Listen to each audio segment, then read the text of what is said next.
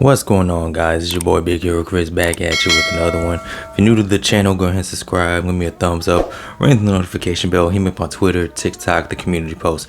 You already know the vibes, and I'm back at you with your Smackdown review.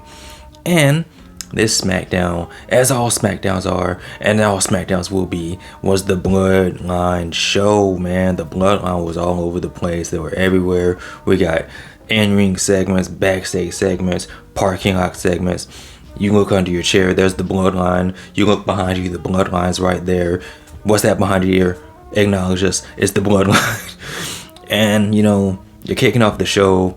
Solo and the gang, they're out there. Solo wants the crowd to acknowledge him. The crowd saying, boo, you suck. We want Roman. We want the OTC. We want Jimmy. We don't want you. And somebody that they didn't expect to get was main event Jey Uso. Jey Uso interrupts the Bloodline. He comes out and he's saying that he wants to bring the family back together because there's so much of a divide.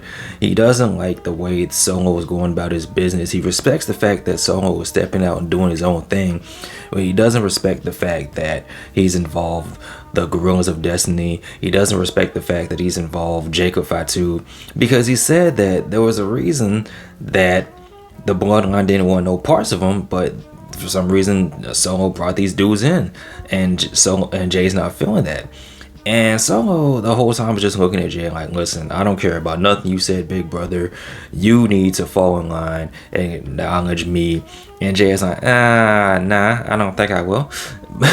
But Jey also said the next time he sees Solo, it's gonna be different.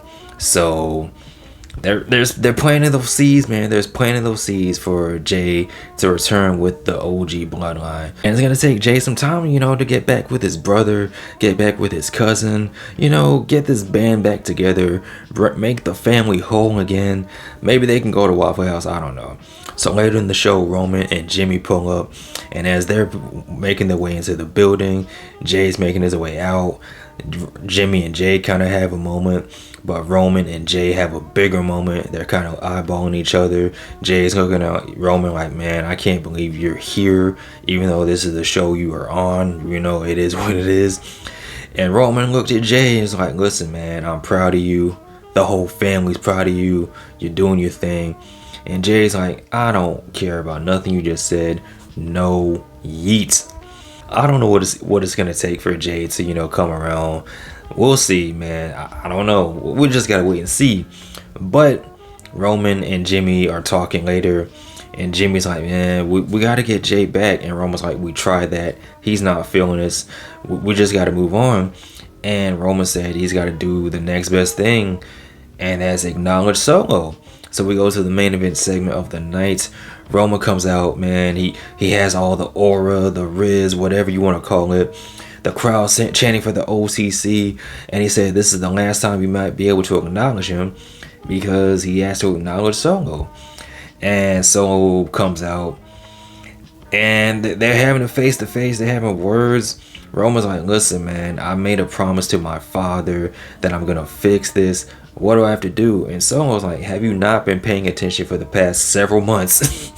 There's only one thing you have to do, and that is acknowledge me as the tribal chief. And Roman actually acknowledged Solo, but he didn't acknowledge him as the tribal chief. Matter of fact, Solo kind of goaded Roman into showing his hand, and Roman, you know, he kind of fell for it, because like, acknowledge her or what? Like he's getting all bossed up and everything. And Solo's like, you're so predictable. And then he with a snap of the finger, the Bloodline brings out a beaten up Jey Uso, and then they put the beat down on Roman. And I'm thinking maybe Jey will come out. He might not come out for Roman, but he definitely would come out for Jimmy. But he didn't. And once again, Solo and the Bloodline stand tall over beating up Jimmy, over beating up Roman.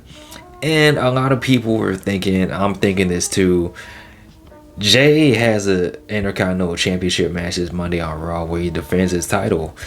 And I have a real nagging suspicion that the Bloodline are going to pull up and cost their brother, their cousin, their family that Intercontinental Championship.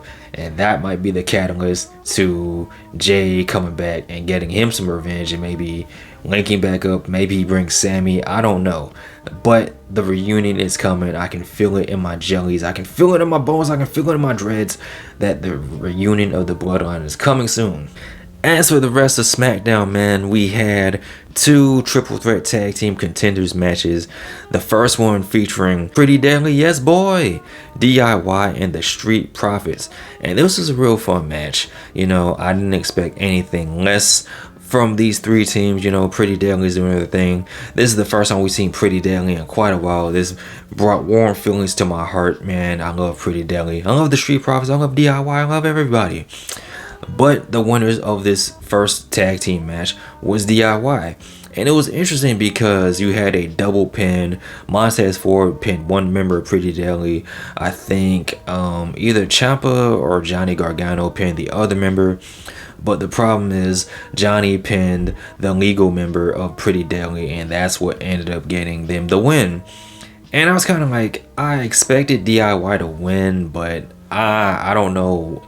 I don't know if I'm really cool with how this happened. Unless this sets up for a heel turn from the Street Profits. Maybe, probably. We just gotta wait and see. But we go on to the second tag team match.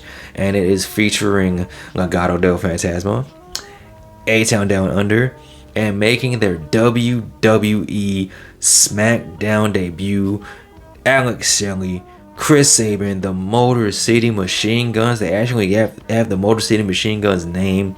They have a new entrance. They have a new theme. And I was a little skeptical because I knew Def Rebel was behind this. I'm like, I don't know if I'm gonna like it. Surprisingly, I actually like a Def Rebel theme. It's actually pretty good. I like it. I don't mind it. It's mixed on the internet, but me personally, I like it. And you know, the Motor City Machine Guns are out there doing their thing. Commentary's putting them over. You had some people in the crowd chanting Motor City. I was at home pointing at my hand, you know, because that's what the Motor City Machine Guns do. And they end up winning the match. So next week in New York City, Madison Square Garden, I think, Motor City Machine Guns, DIY, and whoever wins this match will face the Bloodline in the future. And honestly, this was a match I never, ever thought I would see between DIY and the Motor City Machine Guns. But I'm glad I'm getting to see it. Should be a fire match. I'm going to be locked in. I'm going to be tapped in. I can't wait. So speaking of tag team matches, what was supposed to be a tag team match between Bayley and Naomi taking on Nia Jax and Tiffany Stratton. Tiffany Stratton pulled a Britt Baker and called in sick. She couldn't make it. She had the sniffles. She had whatever she had going on. So Nia Jax needs a partner. And surprisingly, the partner was Candice LeRae. And I'm like, where the hell is Candice LeRae, man? She's been missing in action for about 19 years, man. And apparently she is the new women's speed champion, so good for her. But yeah, we get a tag team match between Nia and Candice versus the BBL team of Bayley and Naomi. And surprisingly, Candice pinned Bayley. And I'm like, word? Okay, cool. Nia Jax got kind of taken aback by this because she wanted all the glory because she's the women's champion. But Candice did her thing. She got a win. Cool. For the first time since the Bush administration, Candice LeRae has gotten a win on WWE television. So good job, Candice. In more women's action, we see Lash Legend taking on Piper Niven. And I'm liking the fact that we are seeing the metaphor on SmackDown more and more, man. You might as well just call them up, man. I ain't gonna be too mad about that. But Lash Legend and Piper Niven was a good match. Good match, good opponent for Lash Legend, because you got to see the power of Lash Legend, because she picked up Piper Niven twice. One time was the hitter with a slam. The other time was the hitter with her finish. I don't know what it was called, but it was kind of like a spinning scoop power slam type shit. I don't know how to describe it, but Lash Legend ended up getting the win. And as this match was happening, you saw Jade and Bianca in the crowd watching. So you already know the rematch is coming soon. Maybe for the tag titles, maybe the metaphor win. I don't know, man, but I like it. I like Lash Legend. I like Jakara Jackson. I like Naomi. I like I like Bianca, Jade Cargill. I like my chocolate, man. I like it. I can't help myself. So in a segment, which I like to describe this as this meeting really could have been an email.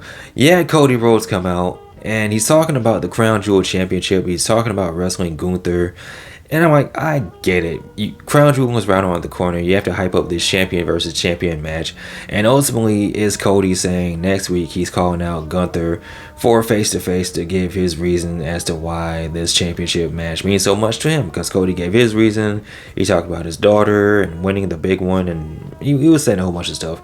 And normally, I like me a good Cody promo. But this one felt a little unnecessary. Again, I get the fact that you have to hype up this match, but I don't know. I don't know if this really needed to be an in-ring segment. It could have been a pre-tape. It could have been something. I don't know. But next week, we're going to get Gunther and Cody going face-to-face. Speaking of Cody, we have Kevin Owens, who it wasn't on the show tonight because he's still suspended. But he submitted a video as to why he did what he did. His frustrations with the company, his frustrations with Cody, his frustrations with the business, the fact that Randy picked Cody over him, and he's saying that he doesn't know if he'll return anytime soon, which means he's definitely going to return sometime soon. So, yeah, Kevin Owens, he's doing his thing. He's doing his social media thing. And then you cut to the back, you see Randy Orton talking to Nick Aldis. Randy straight up says he wants Kevin Owens at Crown Jewel. Nick Aldis says he can't make that happen because it is above his pay grade. The powers that be do not want this to happen. So Randy's like, all right, I know what I got to do. So I'm assuming what is going to happen is Randy Orton is going to bust into Triple H's house and threaten him with a sledgehammer because, you know, I don't think that's actually going to happen. But it would be funny if it did. So lastly, the thing I want to talk about is a backstage segment between Carmelo Hayes and Andrade, setting up their final match. The best of 7 series is coming to an end, unfortunately, ladies and gentlemen. And, you know, they're backstage with Byron Saxton. What up, Byron? And, you know, they just start talking trash to each other and then they start fighting again. They're like Peter and the chicken. They start fighting. You have referees and officials breaking it up. And Nick Aldis says, nah. Both y'all gotta go. He ejects both of them from the building.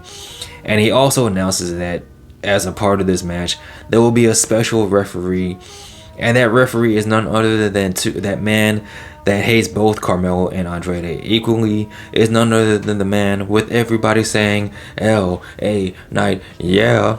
So this is one of those matches where it really could go either way. I think I predicted a triple threat match, and it very well still could happen. I don't know, but either winner would be cool in my book. So with that being said, ladies and gentlemen, boys and girls, that was this week's episode of SmackDown. Let me know your thoughts in the comment section below. Of course, as always, like, comment, and subscribe. You guys take care. Peace. I'm out. Peace.